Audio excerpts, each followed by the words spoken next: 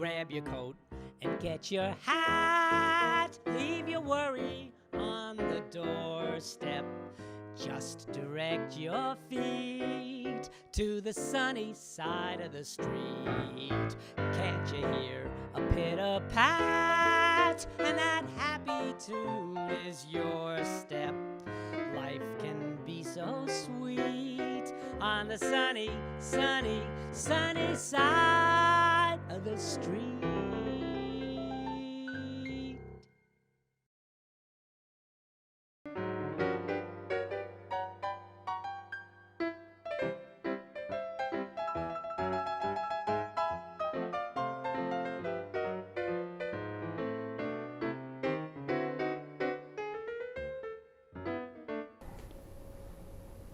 Hi, welcome to another Sunny Side of the Street. I'm your host, Todd Gross, a clinical psychologist and director of Adams Street Associates in Newton. And our show really likes to look at the side of human nature that doesn't get much play in the media, the positive side of human nature, people and organizations that do positive things to help other people, and people who give of themselves, and by giving, they also receive. So we've been doing this for 20 years, and one of the things I've enjoyed doing as part of the Sunny Side of the Street is looking at different businesses in the Newton area and how they run and what makes them tick, what makes them successes. Today, it's an incredible pleasure to do a story about a place that anyone living in Newton and even surrounding towns knows pretty well. It's a family-run business and a very, very successful one, Cabots, which is a great restaurant and also amazing ice cream place. And there's been a change in Cabots that we're going to talk about, but there are also going to be a lot of things that will remain the same. And so I want to let you know a little bit about the restaurant, and I'm going to be introducing one of the family members who has been very strongly involved in the running of this place for many, many years. But I'd like to start by just reading you a little bit about what has been said about this amazing place, and then you'll meet the amazing person that I want you to see. They say, for generations, Cabots has been a place where memories were made, where birthdays, graduations, Little League, wine and wins and losses, first dates, reunions, and countless other milestones and passages have occurred. And Joe Prestejohn, who will be our guest today, has given literally thousands of kids their first jobs. He's been there for the first responders.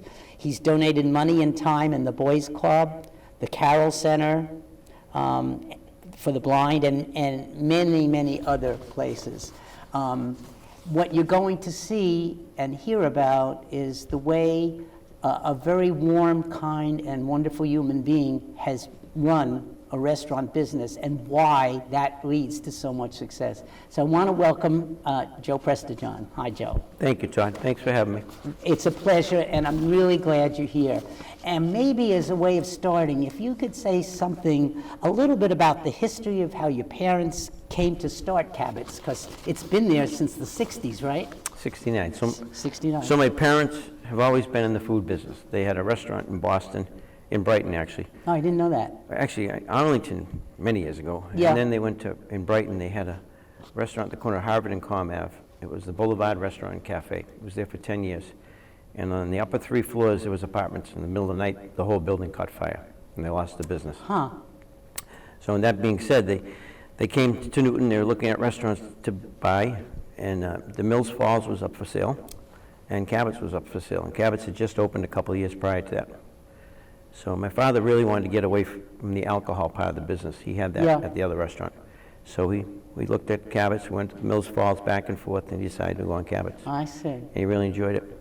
Well, and they were there for quite a while, right? That was in 1969 we came. So, and the first day they took over, my dad was in the hospital. Really? Yeah. So my mother entered into a new business, new restaurant, new type of business on the first day like that. Wow, but what a start. Yeah. But incredible. It was a good future. And the other thing, in the early part of our discussion here, I want to say too that for a bond that happened between you and I is that when I first started my first practice, solo practice, before I had a group, it was above Cabots. Yep, you rented an office up there. And it was wonderful to be below you guys. My dream always was to drill a hole in the floor and get a long straw right into the ice cream vats. We could have worked something out for you. But I have to say that one of the things that even then that was wonderful was that I would do contracts with kids to work on different behaviors and stuff like that, and we would celebrate by going downstairs to Cabots. And it's so hard to describe what an incredibly happy place Cabots is and welcoming place. But I wanted to ask you to say a little bit for our audience about the kind of philosophy and values that you really believe in terms of running a business, and a little bit also about the kind of training maybe you do with people too. Well, my parents, I worked alongside my parents when I was 11 years old. I used to actually go into the restaurant they had in Boston. I used to be behind the bar crushing ice and cutting limes. Oh, really? And nobody even knew I was there. I loved Cabots when I came there. I loved being there all the time. Yeah. I wanted to be there. So I learned beside my mother and father. And my dad always taught me to treat people correctly. Treat them nice and it'll come back to you. Be honest with people. The food we put out, everything had to be good, pure, consistent quality all the time. Give them a good value. And it will all come back triple-fold. And it has. I think we spend a lot of time with our employees. So we work right alongside with them. And I enjoy being with them. I spend more time with them than I do my family sometimes. Employees almost become like a family They too. are, They're a community, right?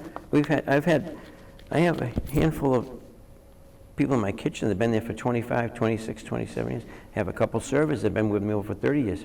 It says a lot that they want to stay there that long too. But they're truly like family to me. Yeah. That was the hardest thing to tell them about what I was thinking about moving on and doing. Really?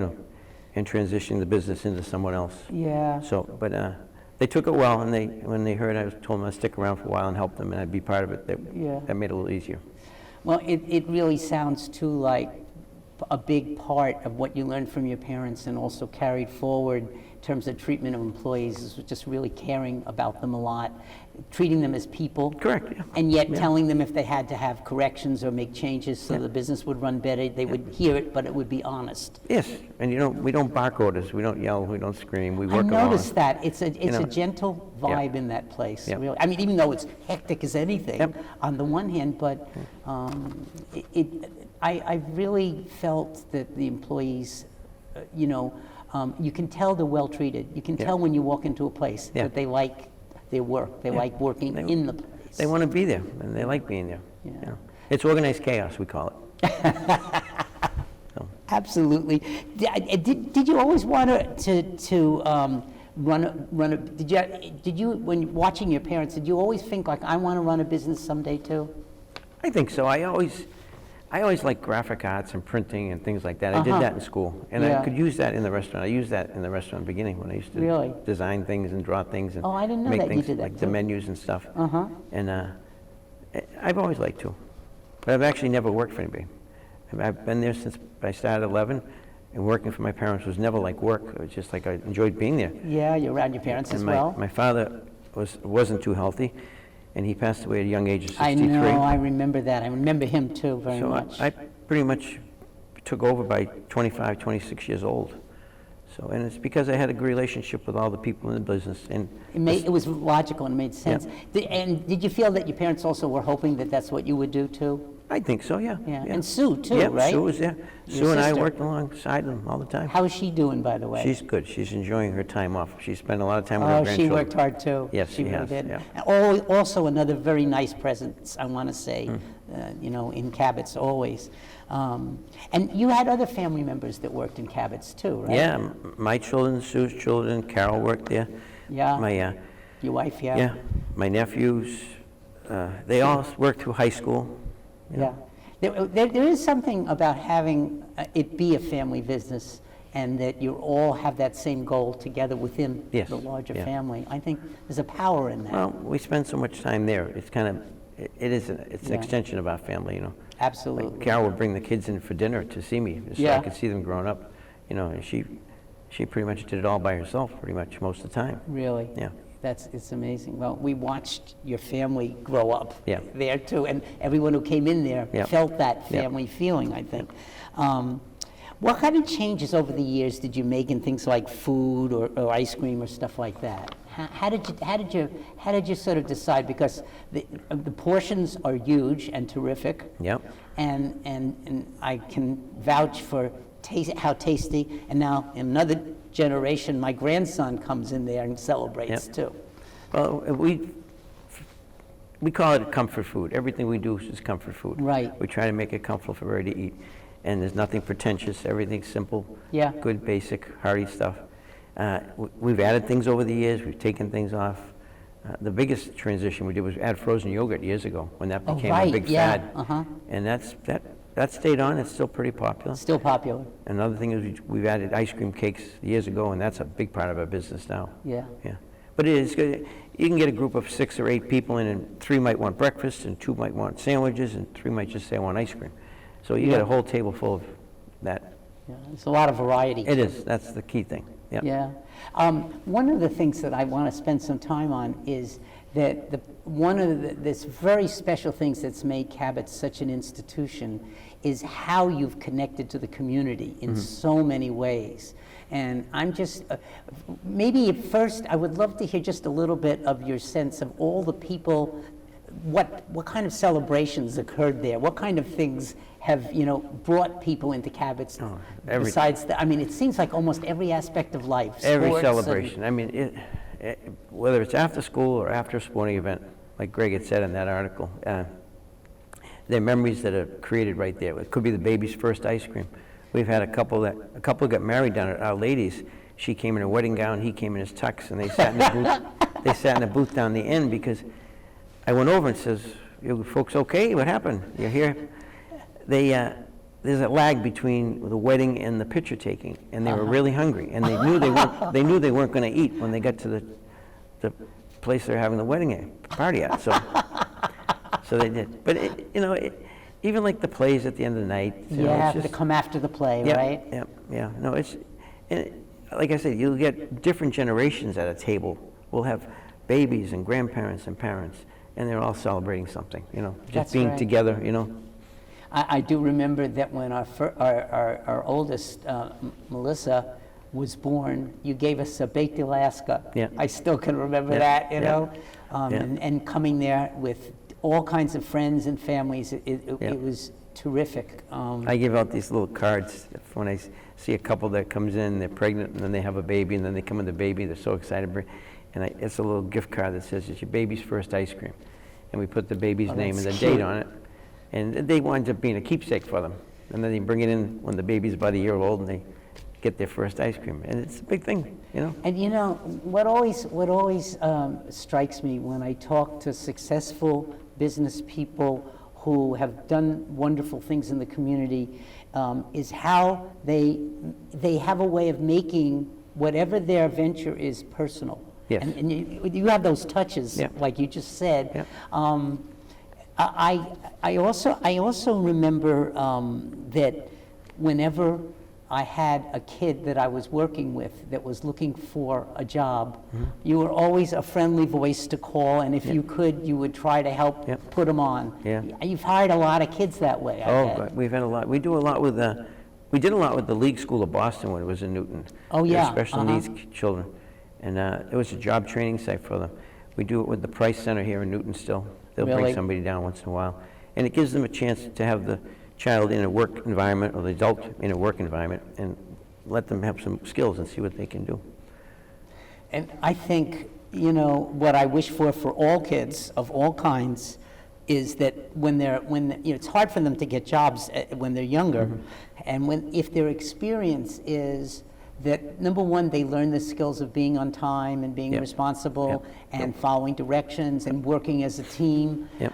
But also when they feel respected and appreciated, and that they can have some impact at an early age. I think Yep. you're doing so much more than only a job. It's much bigger, and you know that. I know you know Yeah. that. That's what you do with your employees. Those are life skills that if they take them on forever. If they do. return that responsibility of having a job, the accountability for doing it right, you know, and if you're supposed to be there at 6 o'clock, 6 o'clock. If you're 5 minutes early, that's even better, you know? Yes. And that's what they need to learn.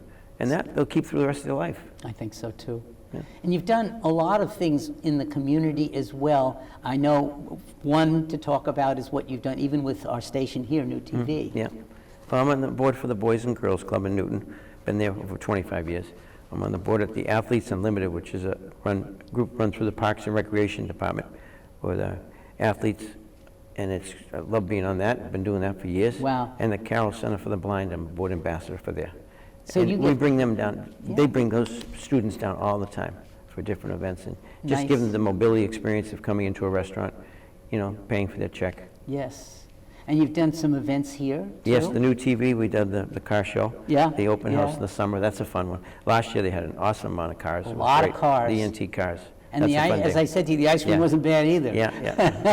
It's a fun event. It's always, the weather always is great, so. It is. Yeah. It really is. But we do the 4th of July celebration too for the city. Oh, That's a fun one. right. And we do that at Newton Center Playground. And there's Uh-huh. close to 700-800 people sometimes, I think. And it's been a nice day. And you know what also always strikes me about this is that doing these things because it's part of your philosophy and values also connects to being good for your business. And being good for your business has also this connection to, Yeah. to doing positive, nice things with people. It isn't just, okay, we'll make money that way. It's really, we make friends that way too. Yeah, well, I don't know, business is one thing, but to do the right thing in the community is something else too. I think, bet. you know. You bet. And I believe, like my dad always said, what goes around will come around. I agree You too. know, Yes. and we enjoy going out and doing events and giving ice cream. We don't do any advertising. So that's kind of like our advertising budget that Yeah. we give away to the city, and partnering with other companies and stores and businesses. The Scandinavian Living Center, Oh, yeah, I know where that is, yeah. they do a big ice cream social in July, Oh, really? June, or the last day of school every year. They usually do it on a Friday, and it's a fun event. And we Nice. send all the ice cream and toppings for that, and we help them organize that. That's a great day. Oh, that's awesome. Yeah. Well, you're about to answer the next question anyway from things you've said, but I was trying to think, as you look back on all the years you've been there, Joe, what do you think are some of the memories and gratifying moments that you're most proud of? We're very fortunate to live in such a great community and a great Newton is city. awesome. And they've supported us throughout all these years, especially through COVID. It was a tough couple of years. And That's that first right. year was very tough. We did all takeout. I was Yeah. going to ask how Yeah. you survived through that. I'm glad that and you did, thank people were goodness. coming in getting quarts and pints of ice cream. Uh-huh. We made up a do-it-yourself Sunday kit that went very well. I And didn't know people that. were Okay. picking them up, and they were actually dropping them off for different 4 or 5 families in the neighborhood, you know, just Really? leaving on the front door. So it was great, you know, and just to be able to be part of all that. you know, Absolutely. Yeah. Did it take a long time for people to start coming back? Yes, yeah. Once we put a tent up outside. Oh, that's right, you had We an did the outside tent. in the In parking the lot. parking lot, yep. And then they gradually opened up indoor seating, but even then, people were still reluctant to come in. Yeah. So I kept the tent. Then we tried doing both, but I didn't have enough help. So we couldn't do both, so we took the tent away and just came inside. And then Were you people able said- to hold on to all your employees for the Kept most all my part? full-timers, yeah, I kept them all That's through the whole thing. also Yeah. amazing Yeah. during a pandemic. Taught all the kitchen guys how to work up for takeout and do ice cream and everything, so. And so They're great. that makes a point that part of having a really successful, good business is adaptability. Yep. You Yep. know, just you take a look at the circumstance and, all Yep. right, we can do something different, but we can still maintain Yeah. some of the things that are really important Yeah, you to just us. can't sit and wait for and hope it changes. You gotta do what you can, while you Yeah. can. Well, I love that you were able to keep all the employees. That Yes. means so much to them and also to the business and you. Yeah, yeah. It's great.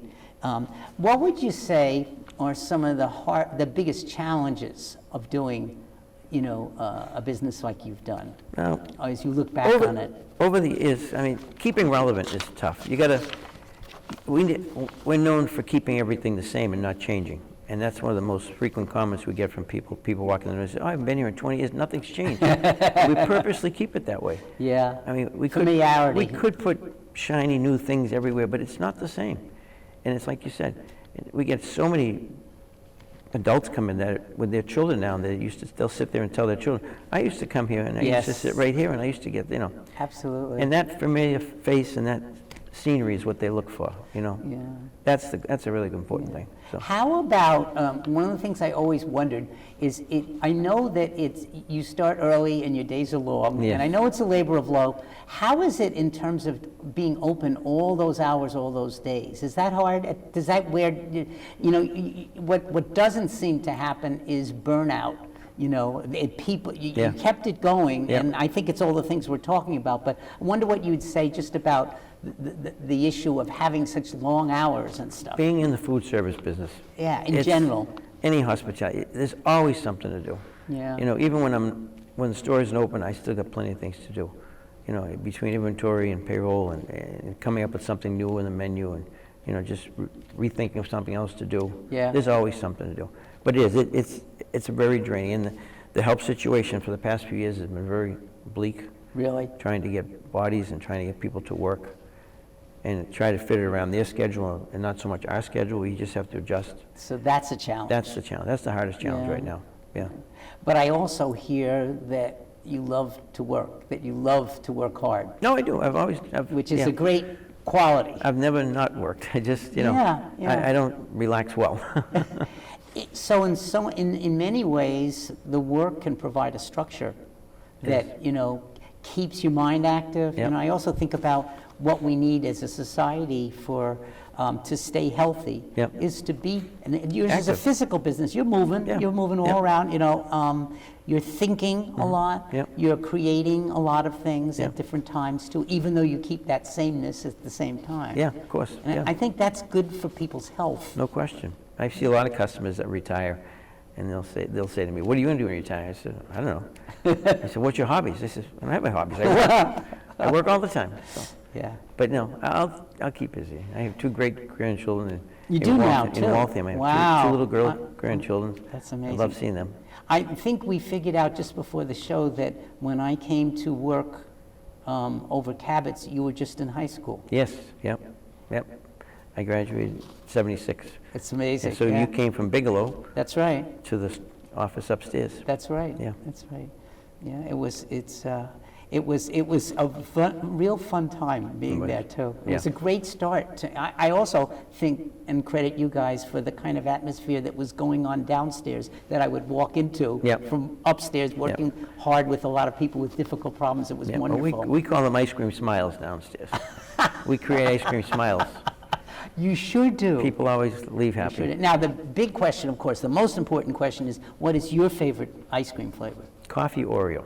I like that the best. I love coffee. You're right in the same ballpark. Yeah. Okay, I love all the nice coffee strong flavors. coffee flavor. Yeah. But, you know, that is my favorite. It could be a day just like a little cherry vanilla. Used to be cappuccino. Yeah. But then some flavors, I guess, something happens and you can't keep having them. Yeah, right? we rotate them in and out. We change them all the time. Yeah. Cappuccino wasn't that popular one. You must have lightened up on eating at that time. I love it. And when Jackie was pregnant with Melissa, I remember that one of the things she loved was banana fraps. Yep. All of a sudden, we would get a banana frap every time we came in. You know? Yeah, a lot of them.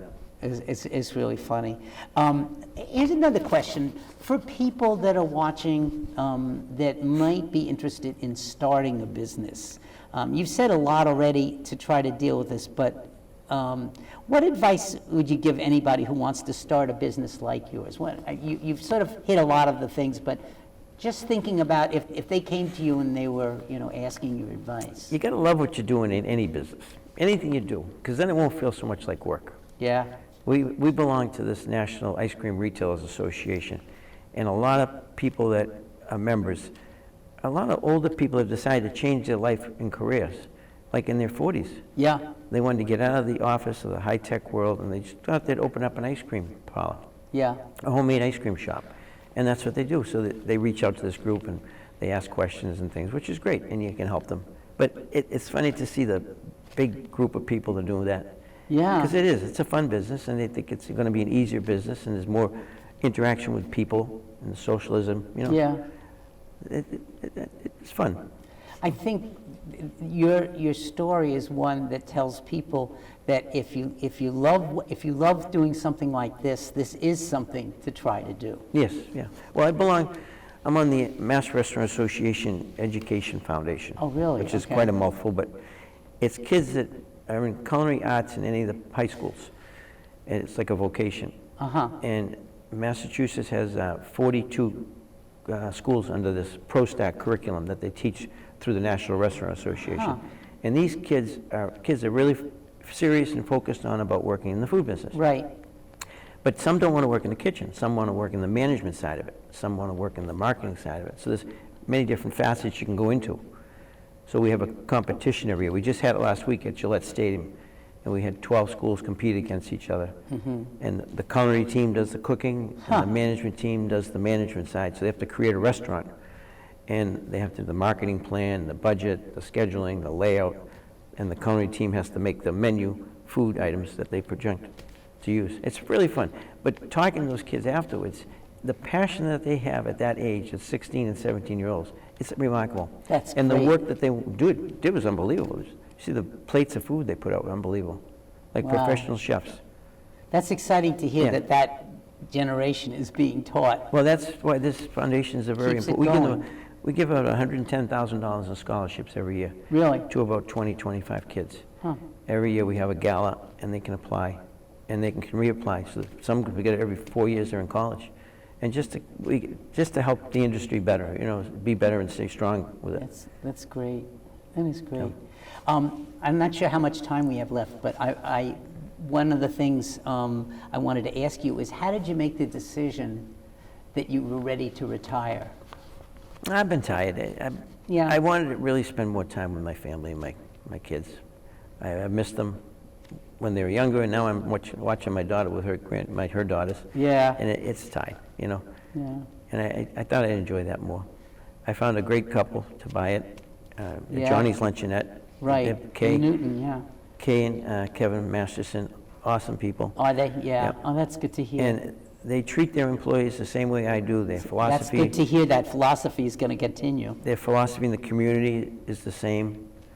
They reach out to everybody that comes to them and they want to, but they run their business the same. They kept everything the same at Johnny's when they took it over, and that's what they want to do here.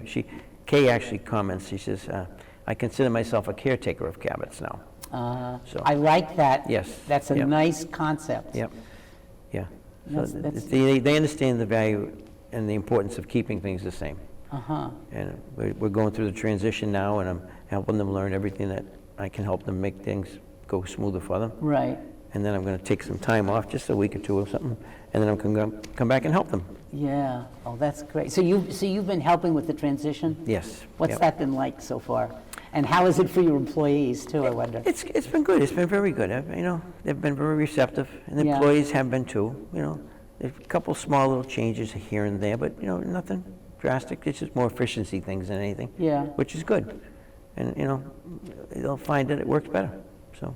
And for yourself, am I right, this is important for people that are watching, that you're still going to continue to be involved? Yes, I'm going to come back and I'm going to work for them. So that technically, they'll be my first employer in my life. I've never had another job. Isn't that interesting, your whole life? Yeah.